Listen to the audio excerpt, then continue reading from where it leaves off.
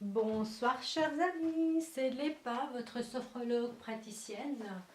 Bienvenue dans mes séries vidéo Bringing Heaven on Earth.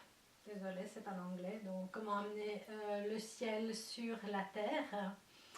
Je vous ai promis dans ma dernière vidéo que j'allais faire une sur le burn-out et me voilà, juste à temps pour vous souhaiter un très joyeux Noël et encore meilleur début de l'année prochaine, de l'année 2019. Donc dans cette vidéo, je vais d'abord vous partager mon expérience avec le burn-out. Ensuite, je vais expliquer ce que c'est le burn-out, quels sont les symptômes et qu'est-ce qu'on peut faire pour vivre avec, disons, voilà,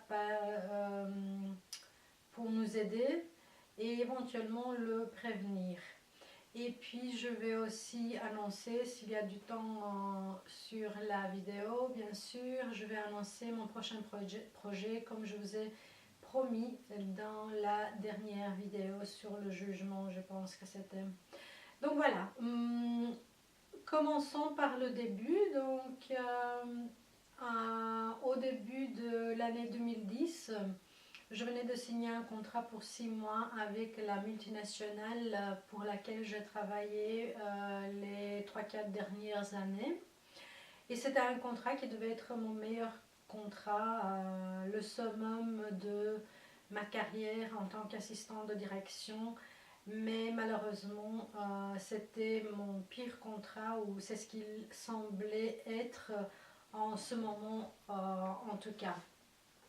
Donc j'ai rencontré des défis auxquels j'ai essayé de faire face, de trouver des solutions, mais malheureusement ça n'a pas abouti à grand chose. Ce qui a fait que pendant ces 6 mois, j'ai été en congé de maladie pendant 3 périodes différentes et euh, j'ai été diagnostiquée avec une dépression. J'ai quand même réussi à terminer mon contrat, mais c'était le début d'un grand questionnement, d'une grande révision de toutes mes valeurs, de ma vie, de ce que je voulais faire, comment je voulais continuer dans ma vie, qu'est-ce que je voulais faire, dans quelle direction je voulais aller. Et très vite, j'ai compris que je voulais être vraiment utile, être en service pour ma communauté et pour le monde entier. Et donc le centre d'intérêt pour lequel j'étais le plus passionnée, c'était le développement personnel. Et donc j'ai un an après, un an et demi après, un an, plus ou moins un an et demi après, j'ai entamé une formation pour devenir sophrologue praticienne.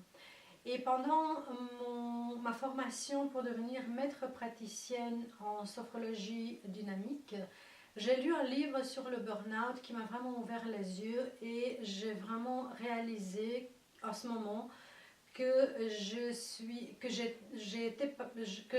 passée par là en fait. Que ce qui a été diagnostiqué comme dépression, ce n'était pas que une dépression, mais c'était vraiment un burn-out. Et donc j'ai décidé d'apprendre plus, et puis par la sophrologie j'ai été amenée aussi à travailler avec des personnes qui ont vécu, qui étaient en train de vivre un burn-out, et ça nous a beaucoup aidé cette technique. D'ailleurs, c'était justement des médecins, des psychothérapeutes, psychologues ou même psychiatres qui envoient régulièrement ce genre de personnes, enfin des personnes qui vivent un burn-out chez des sophrologues praticiennes, en sachant que cette technique est vraiment aidante en différents niveaux, en fait.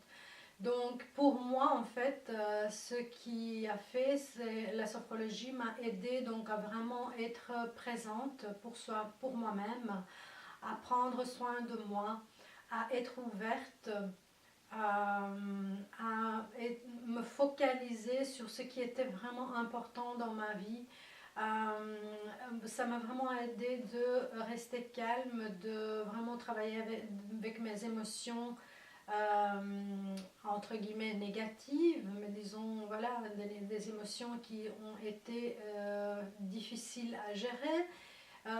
Avoir une vision plus claire sur ma vie, moi-même, les autres, sur ma mission.